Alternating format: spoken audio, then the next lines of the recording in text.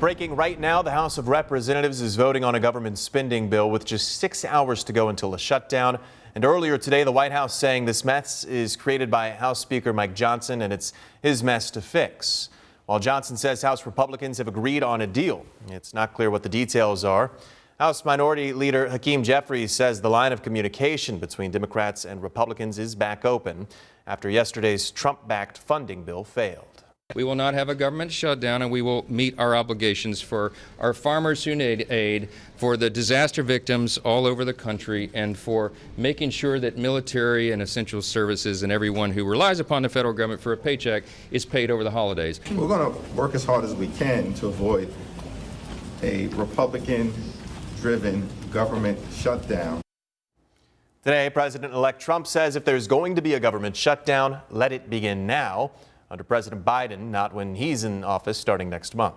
Trump says this is Biden's problem to solve, and we actually just got word right now that this has passed, so we will avoid that shutdown tonight at midnight. We don't have details right now as to how long it will extend things, but we'll of course get that for you. We'll update you here on air and online. And another breaking story we're following right now. We've learned a woman has died in a shooting at a Lumberton Walmart. Witnesses tell ABC 15 that several EMS units are parked outside the store on Fayetteville Road. This is video sent in by a viewer. One woman says she and other customers were inside the store and were taken to a safe place. The customers trying to get into Walmart tell us the store now is closed. The Lumberton City Councilman John Canty Jr. is on scene and talked with police about what happened. Canty spoke with ABC 15's Tanya Brown just moments ago and tells us a woman has died in the shooting. Unfortunately, has lost her life today because of these tragic events. Enough is enough. Gun violence is getting out of control. And Lumberton police just released information saying they are searching for the shooters who left the store and the scene. They say bystanders tried to help the victim, but she died at a hospital. They don't believe anyone else was hurt. We'll keep you updated on developments. Ranking overnight in a major international headline, the Iranian president's death now confirmed. Over the weekend, a helicopter carrying Iran's president, the country's foreign minister, and other officials crashed in the mountains in the northwest region of Iran. Rescuers have found a helicopter, but state media reported that there were no signs of life. State media is confirming that Iranian president and all other passengers of the aircraft were found dead. Iran semi-official Tasnim News reports the bodies will be transported to the city of Tabriz. It comes as search efforts have officially ended. Now, after a more than 12-hour search, drones provided by Turkey used thermal cameras to pinpoint the crash site. Overnight, Senate Majority Leader Chuck Schumer says there was no evidence of foul play. It looks like an accident. There was very bad foggy weather in northwest Iran where the copter crashed. Elected in 2021, President Raisi was a hardliner and the second most powerful figure in Iran. He was seen as a top contender for replacing Ayatollah Khamenei, who vows after the crash there will be, quote, no disruption to state affairs. Nuclear issue is part of them. The regional peace and conditions are part of them. These are all going to be politically relevant issues in the years to come. Experts are questioning how a transition of power in Iran could affect a region already in turmoil. The world already reacting to the news. Russian President Putin calling the incident an irreparable loss. Lebanon declared 3 days of mourning, and Egypt's president, in a statement, expressed his country's solidarity with the, quote, leadership and people of Iran in this great loss. The Taliban in Afghanistan offered condolences to the people of Iran. Iran's supreme leader has officially appointed the first vice president as acting president. The Iranian constitution mandates that the first vice president will assume the powers and functions of the president. It also mandates that an election will be held within 50 days of assuming the role as acting president. Working for you. This is Good Morning Carolinas on ABC 15.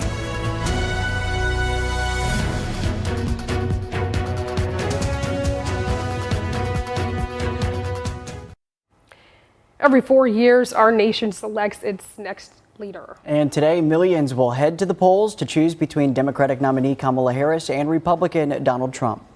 In the Palmetto State, we have more than just the presidency on the ballot. There are House seats, questions, and many other races. This morning, as you get ready to vote, we're working for you, breaking down what will be on the ballot in your county.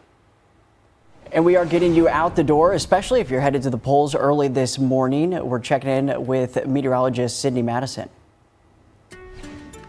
Getting you outside, temperatures are looking all right out there. Anything from the upper 50s to low 70s right now, but most of us are sitting pretty comfortable in the 60s. Now, we saw a little bit of rain earlier on. It's not out of the question to get a pop-up shower to come through. As we're looking out there, we'll see it's 72 in Myrtle Beach, 64 in Florence. We're going to be watching for around 68 in Georgetown, 72 there in Myrtle Beach as well, 59 in Conway. Visibility looks like we've got dense fog in Whiteville at 1/4 mile. We'll go right on through your drive time forecast, where at 7 a.m., low 60s inland to low 70s on the coast. Then by 9 o'clock, low to mid 70s everywhere. From there, the hour by hour takes you from 63 at 6, 71 by 8, 79 at 10, with high temperatures today going to be in the mid to upper 70s and low 80s. 5:31, we have a traffic advisory just into our newsroom. A tractor trailer overturned on North Highway 701 near Green Sea Road in Conway. Horry County Fire Rescue crews arrived just after 4 this morning and say lanes are currently blocked off. They took one person to the hospital with injuries, and the tractor trailer was the only vehicle involved. South Carolina Highway Patrol is investigating.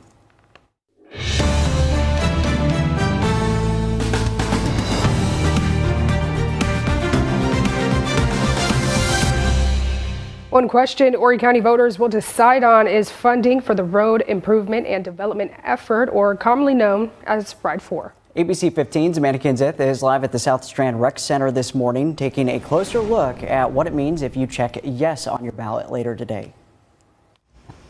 That's right. Here at the South Strand Rec Center, we're actually expecting people to show up within a half an hour to wait for the doors to open at 7 a.m. to get in there and vote. And, some of the things that you'll see on the ballot, one of those is the Ride 4. And that's talking about billions of dollars in local tax revenue. So if approved, Ride 4 would allocate $6 billion in tax revenue from a 1% sales tax to pay for dozens of roadway projects over the next 25 years. The measure includes 28 initial projects that would be funded by the transportation tax. A yes vote on the measure would extend the tax to help continue to pay for new road improvements in Ride 4 over the next 25 years. The measure provides for things including the Coast RTA with new facilities, a new bus maintenance complex, stations in Conway and Myrtle Beach. There's a lot of projects on this, but the bill, so this extends it for 25 years. And after 5 years, other projects over the next 20 years involve resurfacing several hundred miles of public roadways. If approved, Ride 4 would go into effect in May of next year, 2025, after the completion of Ride 3. Now, here at the polls, they open at 7 a.m. and remain open until 7 o'clock tonight. Again, if you come out, remember to bring that photo ID and make sure you are going to the right polling location. Live in Horry County, Amanda Kenseth, back to you. Thank you, Amanda. And we have a breakdown of this question along with other questions that will appear on ballots across our area on WPDE.com under the election tab. Now we'll check in with Amanda in the next half hour to see what polls are looking like as we inch closer to the doors opening.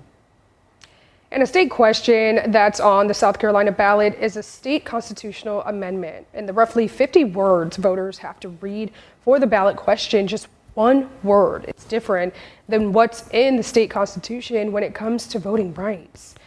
And must Section 4, Article 2 of the Constitution of the state relating to voter qualifications be amended so as to provide that only a citizen of the United States and of the state of the age of 18 and upwards who is properly registered is entitled to vote as provided by law. It begs the question, what changes if voters approve a question on this year's ballot to amend South Carolina's state constitution? President of the SC Association of Registration says registration forms ask if a potential voter is or is not a U.S. citizen. That's then vetted by the state elections board. While he understands that concern, that leads lawmakers to put this amendment on the ballot. He assures voters that elections in South Carolina have been and will continue to be secure. The Associated Press reports Republican-led legislatures in 8 states, including North Carolina, have proposed this type of ballot question to amend their state constitutions. Given the oddity of an amendment proposal that's already law, we wanted to hear what you, the voters, thought about it. So ABC 15's Connor Ingalls spoke with voters in downtown Conway, getting their take on what the question could mean and whether or not it makes any sense on our ballot. A question properly registered, entitled to vote as provided by law, leading to more questions. So it's saying that you have to be 18 and up and properly registered to vote? Citizen, yeah. You're amending the law so that you wouldn't be able to, so that you can bypass it for voting? I asked voters in downtown Conway to interpret this amendment proposal and what it aims to change. Less voter fraud? I'm not sure what it would change. So if it's passed, if votes yes, what do you think is going to change? I don't think too much around here. I don't think it'll affect us much. Everyone I spoke with agrees with the parameters it lays out. You definitely need to be a citizen. You definitely need to be 18 to vote for anything. But of course, those requirements are already in place. 18 years and upward, properly registered, admitted to vote, yeah, provided by law. Isn't that the law here already? So the question of why it would be up for a vote, even more difficult to answer. I'm not sure why it would be on the ballot if it's already in place. What's the point? I have no idea. We're asking people if they think it makes any sense that this is on the ballot. Well, then no, it doesn't. Some theories. That's just filler, like they put in, bread. Filler. But no resolute answers. Why do you think this would be on the ballot? Well, that's a good question. Take a smarter man than me to figure that out, actually. Now, each voter has general rights on Election Day. If the polls close while you're still in line, you still have the right to vote. If you happen to make a mistake on your ballot, just ask for a new one. And if the machines are down, you can always ask for a paper ballot.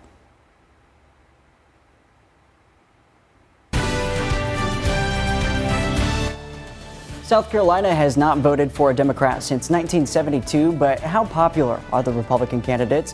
Coming up, we're taking a closer look at voter demographics in the state.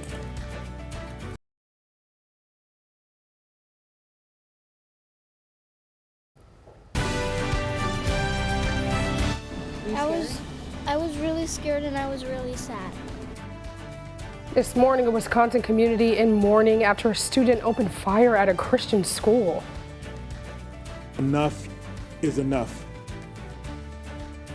Coming up, officials are calling for more to be done to stop further tragedies, all while police continue to search for a motive. And this marks the 83rd school shooting this year, leaving dozens dead and even more wounded. Coming up, a look at the grim statistics as the year comes to a close. President Biden commutes the sentences of 37 federal prisoners from death row. One of them, of that 37, is the convicted killer of 2 bank tellers in Conway. She brought light into the room. She loved her children. She took care of us so well. The emotional response from one of the victims' family members and how they say the system is failing their loved one's memory. The FBI director announcing he will resign at the end of Biden's presidency with 3 years left on his 10-year term. Coming up, what led to that announcement? The rich and famous are now among the thousands of evacuees of the Franklin fire in Malibu. Ahead, how the sheriff's department is working to protect the area as it continues to threaten homes, businesses, and other structures. And in Myrtle Beach, no one will be allowed to rent a place close to the ocean for longer than 3 months. Why the city says it's a way to keep tax revenue and the impact it could have on some landlords.